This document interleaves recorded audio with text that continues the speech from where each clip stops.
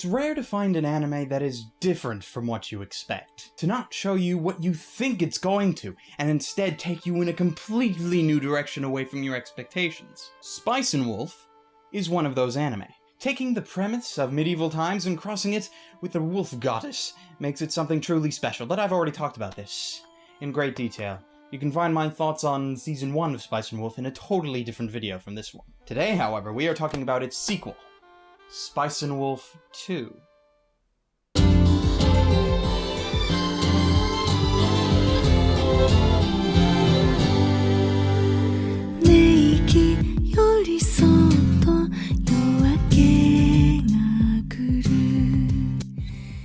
Any sequel, regardless if it's live action, a video game, or anime, any sequel that comes into this world is going to have one problem that its predecessor never had, and that is it's going to get constantly compared to its prequel, even subconsciously, by basically everyone who watches it. Which leads to the most obvious question. Is Spice and Wolf 2 better than Spice and Wolf 1? No. Wait. Yes. You know, it's debatable. Let's begin by talking about the first major difference between Season 1 and 2, and that is the change in animation studio. Season 1 was produced by Image In, who did a wonderful job at capturing the medieval setting for the show. But then for some reason in Season 2, it changed hands, and then it got produced by Brainspace, which is great because then it went from a not so well-known animation studio to the animation studio that made Baccano! Exclamation point and exclamation point. I think I did too many rahs there. Anyway, quality-wise though, the animation hasn't changed that much. If you look closely, you can see the finer details in the character animation in the backgrounds. But really, Brainspace did a very nice job of making this new season feel like the first one never ended at all, which is great. The plot of this new season is interesting, and if anything, this is where I have my gripes with the show. Season 1 introduced us to the exquisite character interactions between our lead female wolf goddess Holo and the traveling merchant Lawrence. The show also had a very heavy focus on economics, currency, and trading business in general, as Lawrence was a merchant and this is his job after all. But what balanced out the eco-nonsense for everyone who, like me, is not actually a merchant and has no idea what half that stuff actually means, was the inferred romantic side plots, the character developments, and basically just Holo waltzing around being one of the best female characters in anime. It has been a long time since I have choked, but I remember doing so on a potato. Perhaps I do not do so well with this vegetable. Stupid potato!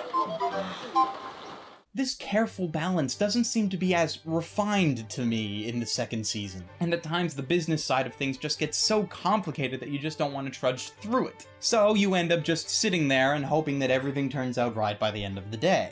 The plot as a whole, like the first season, is divided up into two arcs. The first arc deals with a young but prideful merchant named Amarty, who, after falling in love with Holo, tries to buy her from Lawrence by paying off her supposed debts. Let me repeat my vow for our new arrival. I shall pay off all debts owed by the traveling nun, and when she has been released from her contract, in the name of St. Francis, Saint of Merchants in this Lohan Merchants Association, I swear I shall do the following. I will profess my undying love. Holo told me about her unfortunate debt as well as the way you've been treating her. I will use my fortune and social standing to release her from you and restore her freedom, and then I will ask for her hand in marriage. You've sealed it with blood? But the problem that I have with this arc is that it tries to challenge the relationship between Holo and Lawrence, trying to make it seem like the story could be over. Not realizing, of course, that any smart viewer will notice that there's still like 8+ episodes to go. So any devastating plot twist that would be required to do such a thing is basically impossible. And overall, it just makes the final results predictable, with the journey between the 2 points full of so much planning and second-guessing that it's hard to keep track of it all.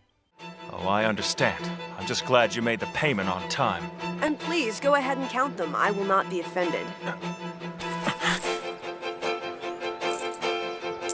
Now that that's taken care of, I'd like to take the contract for the 500 silver now. Oh, yes, of course you would.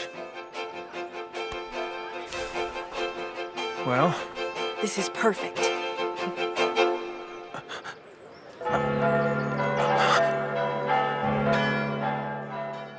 The second arc, I feel, is the weaker of the two. It introduces a new character, Abe, and a plan to make some obscene amounts of money off of a dispute that's going on in the town that they arrive in, which is standard fare since Season 1 also had a get lots of money plot. The problem I have with it, though, is the Abe character specifically. I feel that the show spent far too much time with her character, her relationship with the church, and her business dealings in general that it took away time from the best thing in this series. Holo. With Abe, it was mostly about the economics of the show, and while I agree it's the economics that drive the plot, it's Holo who drives the story. And any extra time not spent on the story that you could be spending does not a happy Arcata make. The end of the second arc also kind of leaves this very large hole just sitting there. It's the hole that screams, "Read the manga!" Or rather, in this case, read the light novel. It's the hole that makes you long for the announcement of a third season, which, at the time of this review, hasn't happened yet. Sad face. And because of this large hole, here's a golden rule that I love to bring up whenever I can, as to me, it is a very important part of any show. The ending is paramount. Spice and Wolf 1 ended off on a logical conclusion to the show's plot, but left it open-ended enough for a sequel to be made if it was lucky enough. That's the kind of ending I like to see. I didn't get that feeling at all with the end of this series. There are many plot holes just left wide out in the open, unexplained, and many questions left unanswered that I would love to see answered. It's not the place that I like to be in with any show, sequel or no, and it just leaves me unsatisfied. But enough about the depressing, because I'm making the show's flaws seem a hell of a lot bigger than they actually are. There's a lot of good here, like a ridiculously good amount of it. The interactions between Holo and Lawrence are as entertaining as ever, and the continued hintings of a romantic subplot make it all the more juicy for those hunting for entertainment. And this is all supplemented by the next great thing that Spice and Wolf 2 has going for it. The dub. Like Season 1, Season 2 was recorded in-house by Funimation and has just as much quality to it as the first one had.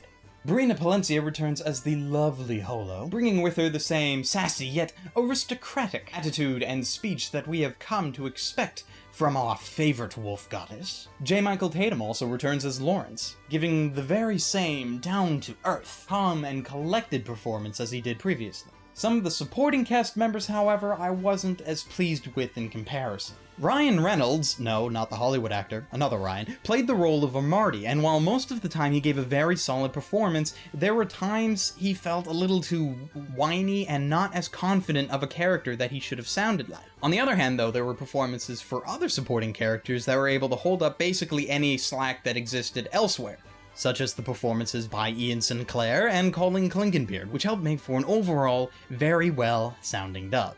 But enough dilly-dallying and shilly-shallying, it's time for the final verdict.